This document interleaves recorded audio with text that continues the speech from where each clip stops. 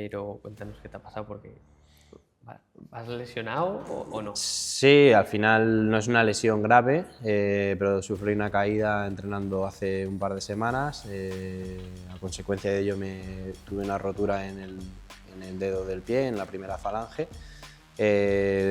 Pasé por una cirugía para fijar esa fractura. Ahora veremos en Marruecos qué tal se comporta. Yo creo que con el pie no tendré problema, tendré alguna molestia porque al final pues siempre la cicatriz está un poquito inflamada aún y está sensible, pero más allá de eso la funcionalidad estará bien, yo creo. Pues ya vas viendo, ¿no? Que te acercas al momento del Dakar y empiezas a tener esas sensaciones de que todo funciona, todo está coordinado. Lo que te hace que empiece a engranar todo ese trabajo de entrenamiento y demás es cuando se empieza a engranar todo, y la verdad que bueno, está ahí, el trabajo, como bien dices, está hecho. Se ha cortado un poco, pero bueno, esperemos que no afecte. El Dakar sí que es verdad que lleva varios años un poco volviendo a su esencia principal, igual a dar más prioridad a la navegación, que sea algo más estratégico. ¿Crees que se está consiguiendo o que poco a poco se dan pasos hacia este enfoque o crees que al final son como un poco aspectos perdidos por parte del equipo? Es difícil o sea, no es comparable, porque al final son épocas distintas en las que había medios distintos, vehículos distintos, sistemas de navegación distintos. Entonces el tema de la esencia, todo va evolucionando, todo se va profesionalizando. Entonces, por mucho que se quiera hacer el Dakar de antes, o sea, el Dakar de antes nunca va a existir ya, porque no son los medios, ni la gente, ni la preparación, ni los vehículos, nada es como era antes. Como objetivo tuyo de este año, ¿qué hay en el Dakar de este año? Pues no me he parado a pensarlo, la verdad. El objetivo siempre es tener un buen resultado y sobre todo un buen resultado al nivel, no de un número, sino de competir bien, ¿no?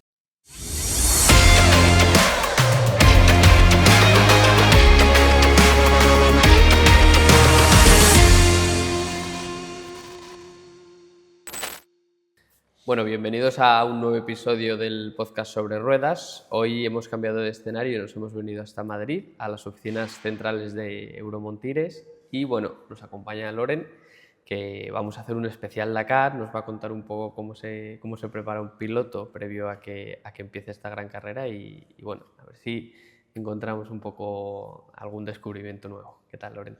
Hola, buenos días a todos. Un placer de nuevo compartir con vosotros este previo al Dakar. Así que nada, un año más con muchas ganas de que arranque ya el Dakar 2026 y con todos los objetivos puestos en este Dakar. Ya queda menos de un mes y ¿qué empieza a sentir un piloto cuando quedan esos 20 días? Empiezas a irte a Marruecos a prepararte a tal. Bueno, son unos días muy intensos. La verdad que previo al Dakar siempre hay, aparte de los entrenamientos y demás, para mí especial, bueno, ya lo comentaremos este año que está siendo un poco más complicado que otros, esta fase final, pues tienes todo el tema ya no solo de lo que es la preparación propia, sino todo alrededor, ¿no? El tema mediático, el tema de los últimos detalles. Entonces, bueno, ahí se junta un poco todo, más el hecho de las Navidades, así que es una época bastante intensa. ¿Te da tiempo a parar en casa un poco, aunque sea por Navidades, o para un piloto las Navidades son un poco cosas secundarias? Sí, al final obviamente Navidades las pasas en familia y esas horas haces un poco de pausa, pero bueno, se sigue entrenando, se sigue manteniendo lo que es el planning hasta el día que coges el avión. Es verdad que ya estás, el día de Nochebuena y Navidad estás a 3 días de irte, el volumen ya no es de entrenamiento, no es obviamente el de la intensidad que puedes tener ahora, pero sí, al final hay que seguir con esos últimos días que son súper importantes, no el entrenamiento en sí, porque al final en 3 días no vas a cambiar lo que es un año de preparación, pero sí que es mantener esa preparación, la alimentación, el descanso, pues intentar mantener lo máximo todo eso para llegar bien recuperado al inicio. Te vas justo ahora a Marruecos a hacer ahí últimas pruebas, último setup, un poco en general, pero cuéntanos qué te ha pasado porque ¿vas lesionado o no? Sí, al final no es una lesión grave, pero sufrí una caída entrenando hace un par de semanas. A consecuencia de ello tuve una rotura en el dedo del pie, en la primera falange. Pasé por una cirugía para fijar esa esa fractura y bueno, la verdad que estoy la evolución gracias a la operación que se dio muy bien con la doctora Isabel Guillem y su equipo en la Clínica Centro y posteriormente, nada más terminar la operación, el trabajo con la clínica, con el fisio de Reides, con Miguel. Hemos trabajado ahí 24 horas, casi que duermo en la clínica, sigo haciendo magnetoterapia y bueno, durante el día pues todo lo que se puede hacer, todo tipo de técnicas para intentar acortar tiempos, ¿no? La verdad que en ese sentido vamos bien. Luego también tengo un golpe en la rodilla que me está molestando un poco, pero bueno, ahora veremos en Marruecos qué tal se comporta. Yo creo que con el pie no tendré problema, tendré alguna molestia porque al final pues siempre la cicatriz está un poquito inflamada aún y está sensible, pero más allá de eso la funcionalidad estará bien, yo creo. Y la rodilla, pues a ver cómo responde, no es nada grave tampoco.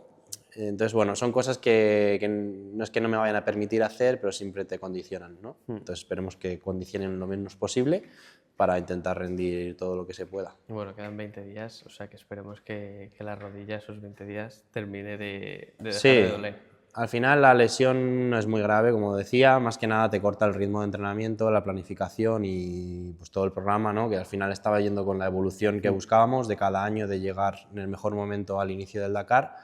Estaba ya en esa última zona de la rampa de adaptación, de preparación y bueno, esto se ve cortado ahora, me he caído a un mes del Dakar, 5 semanas. Entonces, bueno, se corta esta evolución, he intentado hacer lo que he podido para mantener el físico, pero algo pierdes porque al final no puedes entrenar el cardio igual, o la fuerza, puedes entrenar unas partes del cuerpo, piernas muy poco. Entonces, bueno, pues se ha ido adaptando para hacer lo máximo en cada momento.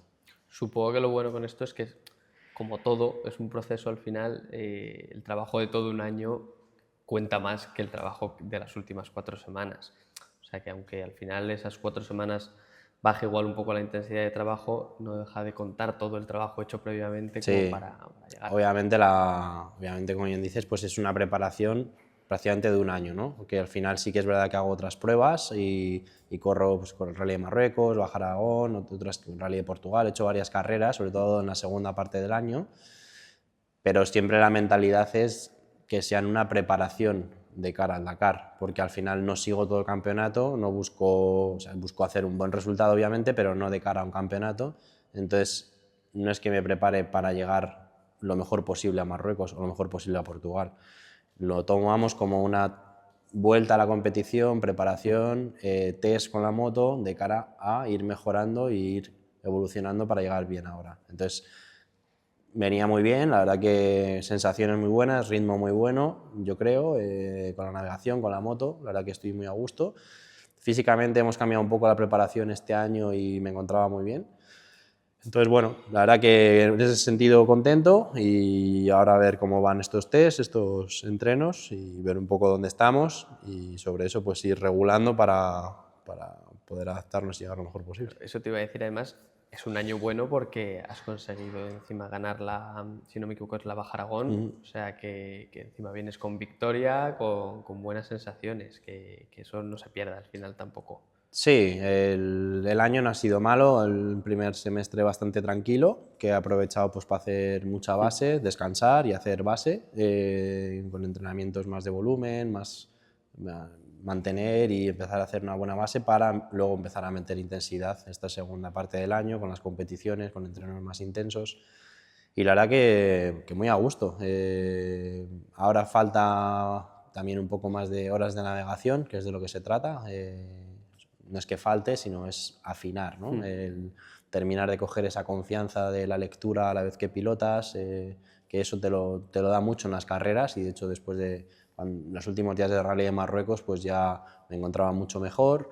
Los otros entrenos que hicimos en noviembre pues también pues ya vas viendo, ¿no? Que te acercas al momento del Dakar y empiezas a tener esas sensaciones de que todo funciona, todo está coordinado. Lo que te hace que empiece a engranar todo ese trabajo de entrenamiento y demás es cuando se empieza a engranar todo y la verdad que bueno, está ahí, el trabajo, como bien dices, está hecho.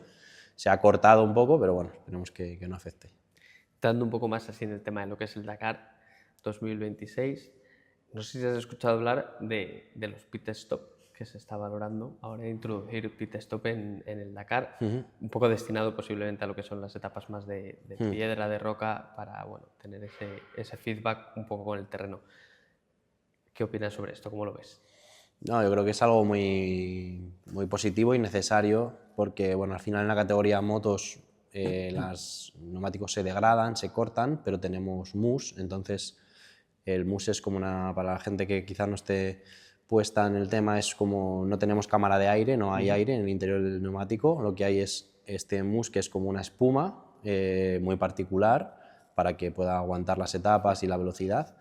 Entonces, aunque se haga una raja, en lo que en una cubierta normal perdería el aire o se cortaría la cámara, o si fuera tubeless se escaparía el aire, aquí como es denso, es mousse, se mantiene, ¿no? A no ser que tengas un corte muy grande, que ya la carcasa se abra, pues entonces puedes mantener y continuar.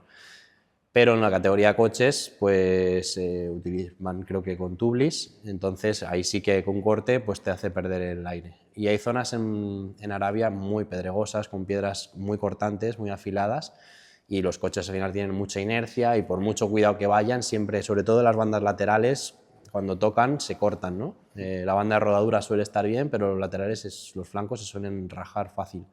Llevan 2 neumáticos de recambio, pero es que no es suficiente, porque ya pueden nada, coger una piedra y cortar 2 ruedas de un lado, y si rompieran una más se quedarían tirados. Entonces han hecho esto, que es como un pit stop rollo Fórmula 1, en el que llegan y pueden cambiar esos neumáticos que tienen rotos para continuar. Lo hacen porque al final, si no, se quedaría mucha gente ya fuera de carrera. Y tampoco tiene sentido, ¿no? Que vayas a un Dakar y que en 100 kilómetros de piedras te quedes fuera. Entonces yo creo que es una buena reglamentación y que también es emocionante, y creo que a nivel visual va a ser bonito, ¿no? El llegar y ver a los pilotos hacer este pit stop.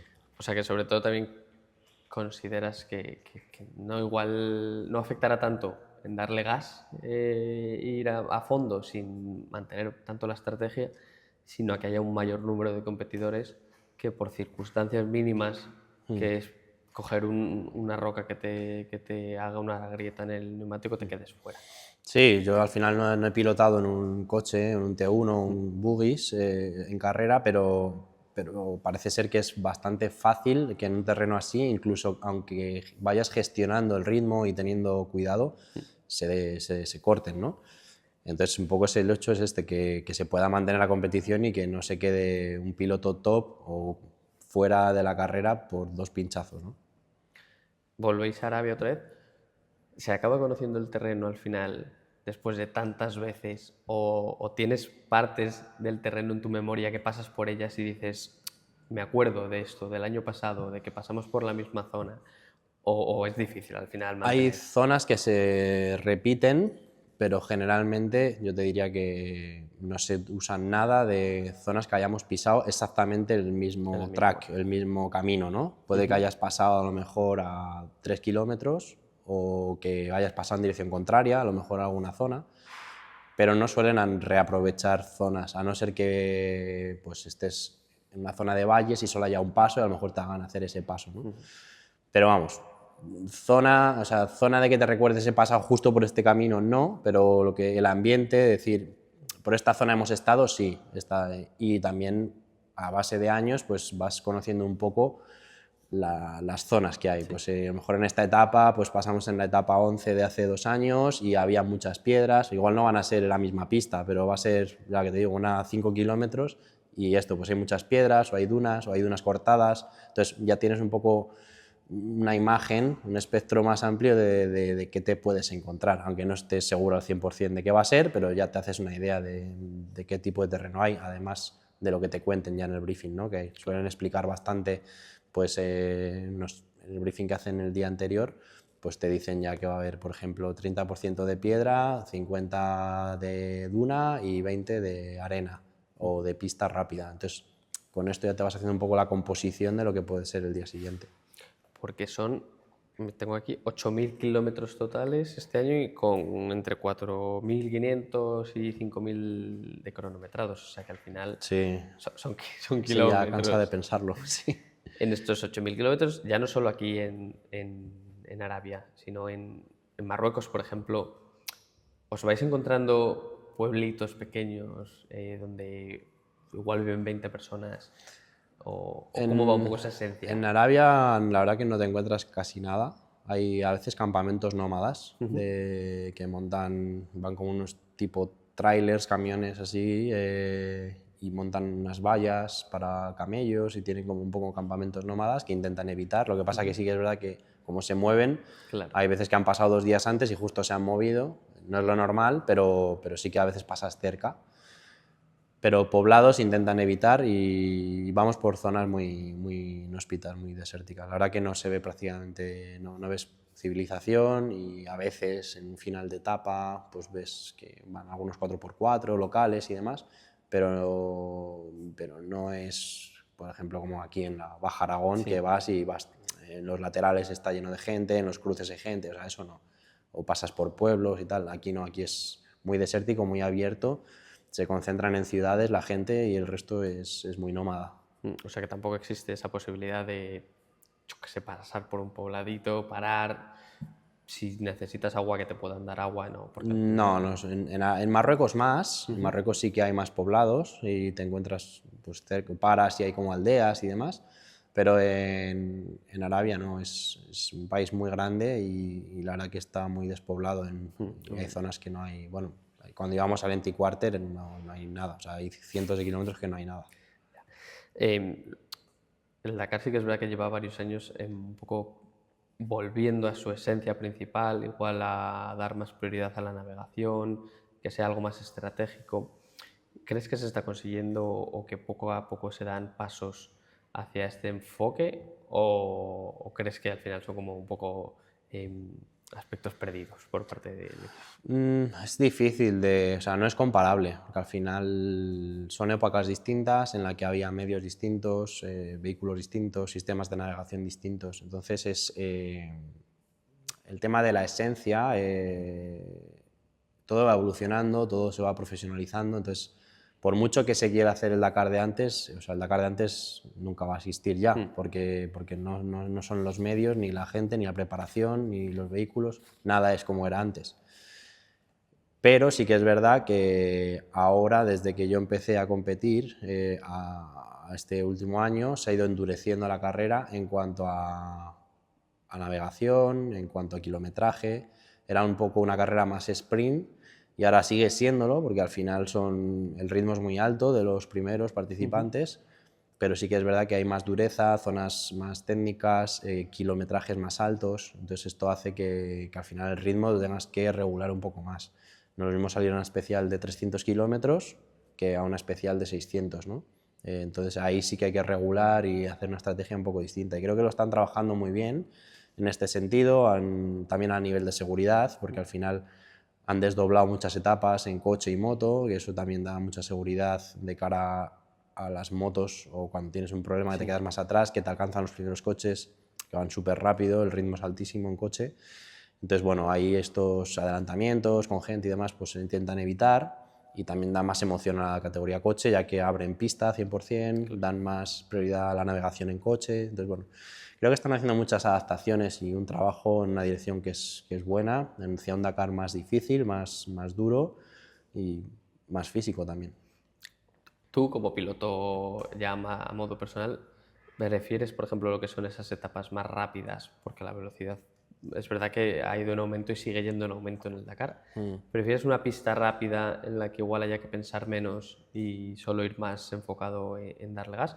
¿O prefieres que entre en juego igual la navegación y aspectos más técnicos donde igual juegues tú con eso? A mí me gusta cuando son más de velocidad media, con más técnicas a nivel de pilotaje, que el terreno sea un poco más empedrado, más roto, un poco más endurero. Ahí me manejo mejor que en las especiales que son más de ir a 150 todo el día. Es verdad que no es que sean más peligrosas cuando vas a 150, porque generalmente cuando vamos a 150, 160 es porque el terreno y la visibilidad te lo permite.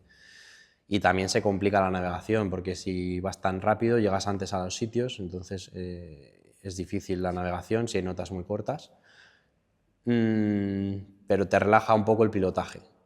En cambio, las que son más técnicas, de velocidad media, te implica mucho el pilotaje y si además a eso le sumas navegación, se complica mucho más. Entonces ahí, en ese tipo de especiales, me gusta más, me encuentro mejor, como que consigo llevar un ritmo respecto a los demás mejor. Y bueno, quizá el tándem de piloto-moto, pues un poco por mi pasado endurero y también el de la moto, ¿no? Que todas ya derivan un poco de una 450, pero la nuestra es como que parte de una base de enduro, aunque es muy evolucionada al rally, no tiene nada que ver con una moto de enduro ya, pero ese ADN endurero lo sigue teniendo. Pues yo creo que me encuentro muy a gusto en esas situaciones. Antes mencionábamos un poco el tema de los coches y con el tema, por ejemplo, de los pit stop. Hay muchas diferencias, por ejemplo, logísticas entre lo que es el apartado de los coches y de las motos, porque es verdad que en la Fórmula 1 se compara mucho a veces con MotoGP y pese a que mueven una barbaridad de kilos, siempre se dice que la Fórmula 1 mueve 3 veces más lo que mueve la MotoGP. ¿En el Dakar también es parecido al final? Sí, al final los equipos de trabajo de coche son mucho más grandes que las motos, solo ya lo que es para el trabajo en el coche, pero luego el tema también de ingeniería, técnicos y demás, hay mucho más, ¿no? Hay mucha más electrónica, mucho más... Y también cuando hay apoyo de las fábricas, las fábricas de coches son muy potentes a nivel de presupuestos, entonces logísticamente son muy fuertes, sí, mucho más que las motos. ¿Tienes favoritos para este año tú, por ejemplo, en buggy y en coche? Yo creo que son categorías muy abiertas. Yo creo que de los años que más, especialmente en T1 Plus, en Ultimate, creo que está súper abierta la categoría. Hay 3 o 4 equipos muy potentes con pilotos de fábrica que están apostando mucho por el Dakar y creo que es bonito porque al final no va a ser una lucha entre 2 o 3, ¿no? Sí. Creo que se va a abrir y hay pues igual 8 coches que pueden optar por ganar y van a estar luchando, ¿no? Ya lo hemos visto este año durante el Mundial del Rally Ride que se han alternado ganadores, que el campeón del mundo ha sido Lucas Moraes, han ganado etapas más coches, o sea, creo que va a ser disputado y bonito. Y en buggies es siempre un poco... Es un poco una lotería. Sí, no tanto una lotería, pero es una categoría muy igualada en la que también importa mucho la conservación de la mecánica, o sea, gestión. Al final los coches dicen que tienen memoria, los T1 sí, pero se rehacen nuevos de un día para otro casi, los T3 son aún pues, más frágiles para las prestaciones que tienen, entonces se pueden dañar fácilmente, romper. Entonces esa gestión de la velocidad con el mantener el estado mecánico del buggy es muy importante. Y de repente pues igual hay los 3 primeros que a mitad de carrera de repente al día siguiente uno tiene problemas, el otro y se van al 10 y entonces hay mucha rotación de ganadores, entonces creo que es una categoría interesante y muy abierta. Ese aspecto que me comentabas, por ejemplo, de que hay muchas marcas que se están metiendo en el tema de los coches, de los T1, ¿pides algo parecido, por ejemplo, o te gustaría, o ves que falta en el aspecto más de las motos, de que igual las grandes firmas de motos se involucren más? Pues ya es verdad que Audi es un caso justo contrario, porque el año pasado decidió que pues, se centra en otro proyecto, pero es verdad que Dacia, Ford, un montón de marcas cada vez están centrando el Dakar como un objetivo Sí. y una categoría. Es verdad que en moto puede que falte eso, que haya equipos de fábrica que igual se centren. Bueno, ahí ya... Yo creo que en coches son más como proyectos a 3-4 años en los que entran muy fuerte pero luego se van, como el caso que has mencionado.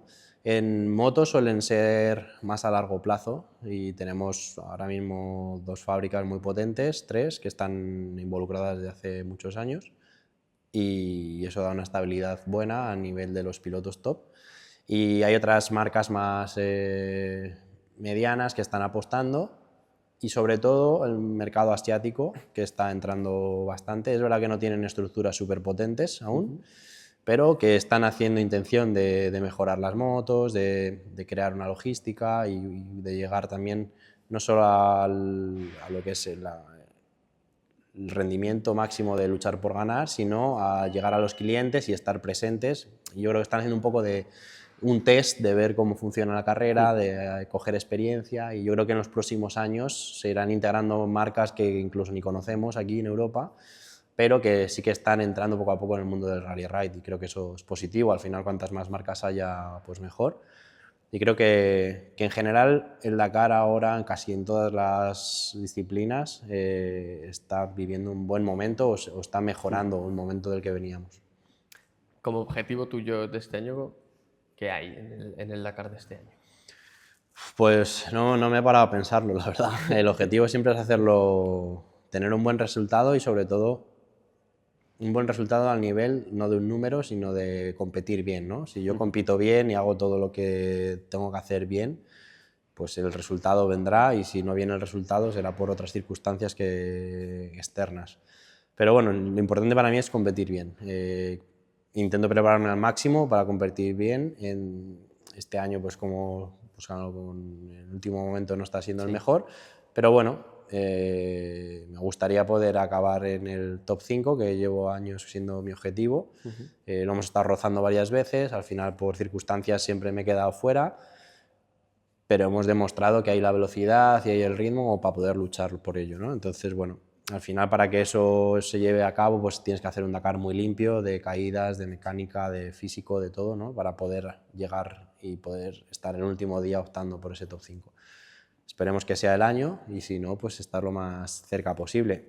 Y aparte de eso, pues bueno, intentar, que es algo que no me planteaba antes, intentar hacer alguna buena etapa, en plan intentar luchar por la etapa o sacar una etapa buena. Era mi idea también. Hasta el año pasado ya intenté, por ejemplo, etapa 3 que conseguí ganar, la etapa 6 iba primero hasta quedé al final cuarto por 1 minuto, o sea, demostré que se podía estar luchando por etapas, hice buenas etapas. Entonces este año también intentaré, si puedo, pues sacar la cabeza en alguna etapa, si todo está alineado. Al final para luchar por una etapa también tienen que cumplirse muchas circunstancias, que esté todo bien, que tengas una buena posición de salida, que no hagas errores, hay que coger un poco más de riesgo del necesario a veces. Entonces, bueno, se tienen que dar las circunstancias, ¿no? El ritmo es súper alto, hay 15 pilotos que pueden ganar una etapa, entonces no es que digas, bueno, hoy estos dos no están finos o no están bien colocados, hoy es el día, no. Hay otros 5 que están ahí preparados para ganar la etapa, ¿no? Pero como valoración el año pasado, por ejemplo, sí que fue un buen Dakar. Sí, la verdad que el año pasado yo creo que fue muy buen Dakar. Más allá del resultado numérico, que no sé ni lo que hice el 17 me parece, pero hasta el día que tuve problemas estaba sexto, me parece, había ganado la etapa 3, y el día 7 creo que marchaba sexto o séptimo. Estaba bien colocado, teniendo un buen ritmo, creo que estaba compitiendo bien y, bueno, pues las cosas de las carreras. ¿A nivel económico merece la pena ganar etapas? A nivel económico directo no, pero a nivel ¿No te mediático... recompensa lo que es el Dakar con...? No, el Dakar no tiene primas o sea, el Dakar como tal, la organización no tiene primas Como igual puede ser el ciclismo, que Sí, si ganas eso una es. etapa, pues... Aquí hay, si no recuerdo mal, primas que no son súper grandes tampoco, no son muy grandes, y es por los 3 primeros o 5 primeros de posición final del Dakar, pero tampoco son sumas muy importantes. O sea que realmente, bueno, es más algo personal para Sí, demostrar al final un reconocimiento personal, a nivel de equipo, de patrocinios, a nivel de impacto mediático, pues es un día que el día que ganas eres un poco el foco, ¿no?, de atención. Y bueno, pues la verdad que ya aparte de todo eso, pues es la gratitud personal, ¿no?, del poder conseguir ganar una etapa. Sí que es verdad que no hay que volverse, o al menos yo pienso que no hay que volverse loco, en el sentido de que hay que ir a luchar por ganar la etapa, porque al final, como decía, se tienen que dar las circunstancias y tienes que notar que ese día está todo funcionando, porque tienes que coger más riesgos. Y aparte que ganar una etapa conlleva también abrir pista al día siguiente, que no siempre... O sea, estratégicamente, de cara a la posición final del Dakar, no es lo más interesante muchas veces. Sí, de hecho muchas veces eso ves a pilotos que van primeros toda la etapa y dejan justo que les Sí. pase, pues para no abrir pista al día siguiente. Sí que es verdad que hay una bonificación que ha compensado mucho esto, del que va abriendo pista, y los que te cogen por atrás, cuando vas rodando a menos de 15 segundos del que abre pista, pues también tienes una bonificación por kilómetro. pero aun con eso no siempre sale a cuenta, ¿no? Sí es verdad que lo han equilibrado, pero no, a veces no siempre sale a cuenta. De cara a un futuro que esperemos que sea muy lejano, ¿te ves ligado al Dakar o te gustaría seguir ligado al Dakar, aunque sea en la parte más de la organización o buscar esos otros aspectos que rodean? No me lo he planteado mucho porque estoy tranquilo en ese sentido, porque creo que haré cosas que me gusten más o me gusten menos, o me motiven un poco más o un poco menos, pero tengo alternativas a hacer, ¿no? Dentro de, ya bien sea desde el lado de la competición o desde el lado de la organización o desde el lado de los equipos, creo que hay opciones para continuar un poco ahí mi trayectoria. Sí, porque es verdad que aunque haya en la parte de organización pues gente igual muy preparada, sí que la figura igual de ese piloto que lleva un montón de tiempo, una trayectoria muy larga, sí que puede dar ese punto extra de, bueno, de experiencia. Sí, sí, conocer la carrera al final es una carrera muy particular y que la experiencia hace mucho, ¿no? Ya no solo para competir, sino también si estás en un tema más de gestión, pues conocer la carrera desde dentro, como bien dices, te aporta experiencias que si nunca has competido, pues quizá aunque te lo expliquen no te haces a la idea o no lo has vivido, ¿no? Entonces yo creo que mucha de la gente que trabaja en el Dakar ha corrido alguna vez el Dakar o ha estado muy involucrado en la prueba y te da ese plus, ¿no? Entonces yo creo que sí, conocer la carrera bien te abre puertas. Derivándonos un poco a la parte más económica y del dinero, ¿qué puede ser lo más sorprendente que igual alguien que nunca ha ido al Dakar o a la primera vez al Dakar llega y dice, ostras, no sé, esta factura o este presupuesto no contaba con él o qué partida más rara, ¿qué es lo que más te puede llegar a sorprender económicamente de todos los gastos que puedes tener? Cuando no conoces la carrera y vas de primeras, lo más impactante es la inscripción, porque al final no dejan de ser casi 20.000 euros la inscripción en moto, ¿no? Entonces dices, "Uf, es mucho dinero", pero una vez estás en la carrera entiendes que no puede costar menos, Claro. porque al final, en la categoría motos hablo, a nivel de seguridad, a nivel de dotaciones que tienes y todo esto, es que tienes bloqueados 5 helicópteros para 120 pilotos que van siguiendo las motos. Entonces, para emergencias, todo el sistema este está muy bien organizado. Todos los equipos de navegación, los equipos de seguridad que llevamos en las motos, satelitales, al final es muchísimo dinero, pero al final son 15 días de carrera, 22 días viviendo en un bivac, entonces son muchos servicios también, ¿no? que te dan.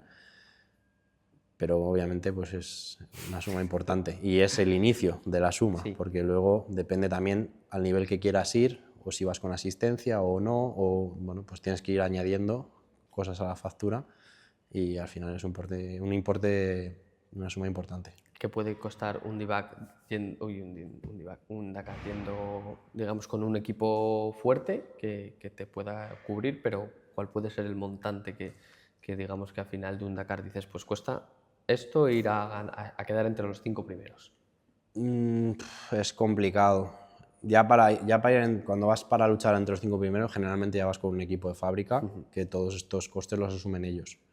Entonces, competir como un piloto de fábrica, el coste es muy alto. Ya no solo por lo que es la carrera, sino por todo lo que tienes en la carrera y toda la preparación previa y desarrollo y demás.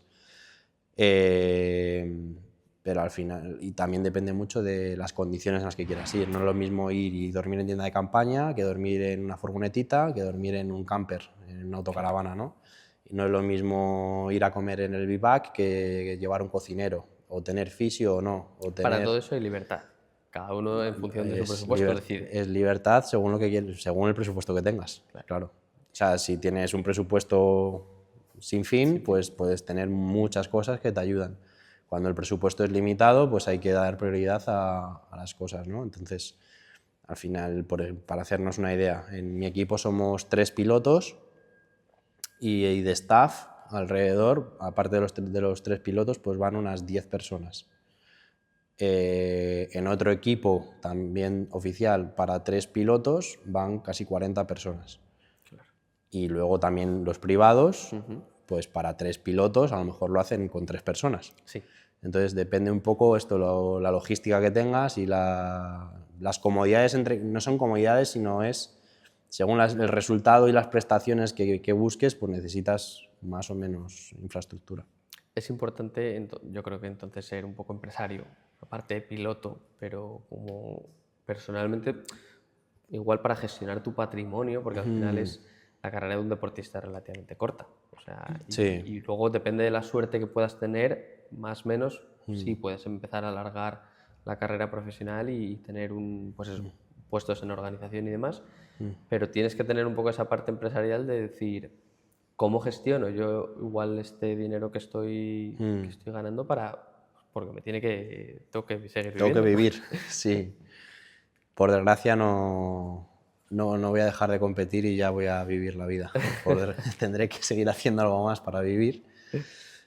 Pero sí, la verdad que hablando un poco hay un espectro muy grande dentro del Dakar, ya te digo, del equipo o el piloto que busca ganar, a totalmente lo contrario del piloto que va a vivir la experiencia, un poco la esencia esa dakariana de ir en la categoría Malemoto, que vas sin asistencia, que es la más económica porque te haces todo tú y tiene los recursos súper limitados, ¿no? Sí. Y que da igual que tardes 5 horas que 10 en cuanto a resultado. O sea, si tardas 10 vas a descansar menos, pero que digamos que no te importa acabar el 30 o el 100. O sea, que vas a llegar al final de día y que tu objetivo es acabar el Dakar. O sea, no tiene nada que ver ni la preparación, ni el presupuesto, ni la mentalidad. Son cosas... O sea, dentro de un Dakar hay muchos Dakares. Es verdad que, bueno, que no hay muchas ayudas tampoco sobre todo para los pilotos que igual empiezan. Es verdad que a nivel fiscalidad de muchos países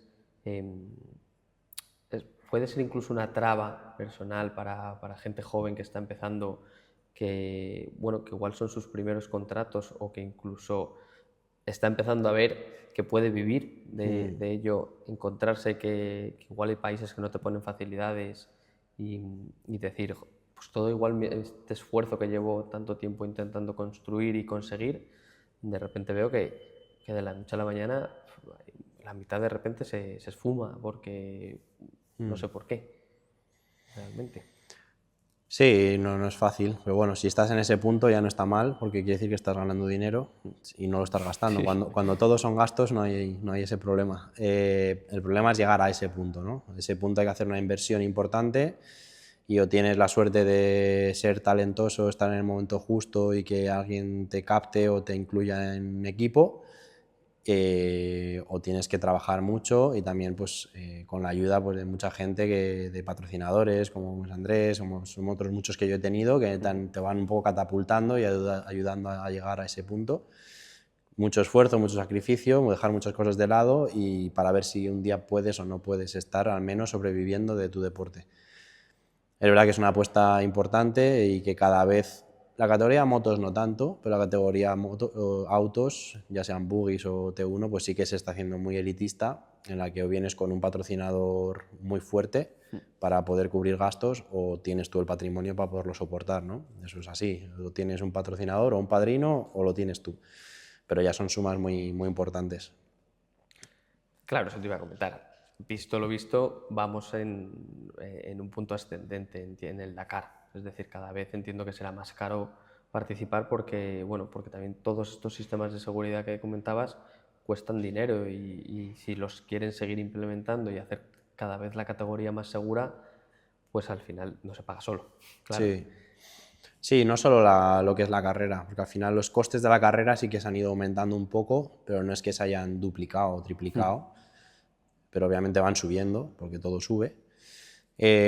Más allá de eso, de los costes de la carrera, de la organización, son los costes de asistencia de vehículo, de entrenamiento, de asistencias de mecánicos. O sea, todo esto es lo que hablábamos antes. Depende del objetivo que tengas y las comodidades que quieras tener, pues tienes que necesitar un presupuesto, ¿no?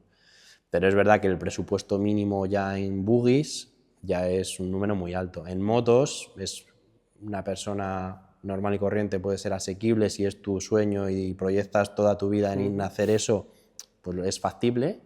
Si tienes un nivel técnico de moto correcto y haces un gran esfuerzo y buscas gente que te ayude un poco y tal, lo puedes asumir, porque al final pues yendo a lo más básico, pues igual con 40.000 euros puedes correr el Dakar, que no es poco, pero es algo que, como te digo, haciendo un gran esfuerzo, ahorrando y buscando ayudas que te ayuden un poco, pues lo puedes llegar a asumir. Pero en buggy, claro, en buggy lo mínimo no sé cuánto es, pero 3 veces más, yo creo, lo mínimo va a poder estar en un Dakar. ¿Te gustaría probar esas 4 ruedas en algún momento, aunque solo fuese un año de prueba, o es algo que descartas y tampoco te llama? Sí, sí, claro que me llama, ojalá pudiera hacerlo, pero es un poco es el punto este que hablamos, ¿no? Es de ahora mismo, por suerte estoy en un equipo de fábrica, que me gano la vida, y pasaría al siguiente, para pasar a la categoría buggies, empezaría un poco de cero otra vez, ¿no? Aunque tenga experiencia y conozca la carrera y demás, al final hay muchos costes, que aunque hubieran cosas que me costaran menos, pero tendría coste, ¿no? Y el coste inicial para poder competir en buggy sería bastante más de lo que gano ahora mismo. Y o sea, hay que ser realista, a no ser que salga un proyecto o algo en lo que o un patrocinador súper fuerte, pero estamos hablando ya de cantidades grandes, que no me lo planteaba aún ni es el momento, pero lo veo complicado, a no ser que saliera un proyecto fuerte en el que estuviera dentro, lo veo complicado como piloto. Como copiloto sí que ahí es mucho más, o sea, esa vía es mucho más factible, pero bueno, de momento todavía no he explorado más opciones. Porque es verdad que el punto del copiloto, entiendo que todo copiloto siempre quiere llegar a ser piloto, o la mayoría, No, o existe ese tampoco. punto también o ese aspecto de no, yo quiero ser copiloto, yo piloto, igual no. Bueno, yo creo que hay que tener claro los roles. Es lo que hablamos. Yo puedo ser copiloto y hacerlo muy bien, pero no tengo Sí,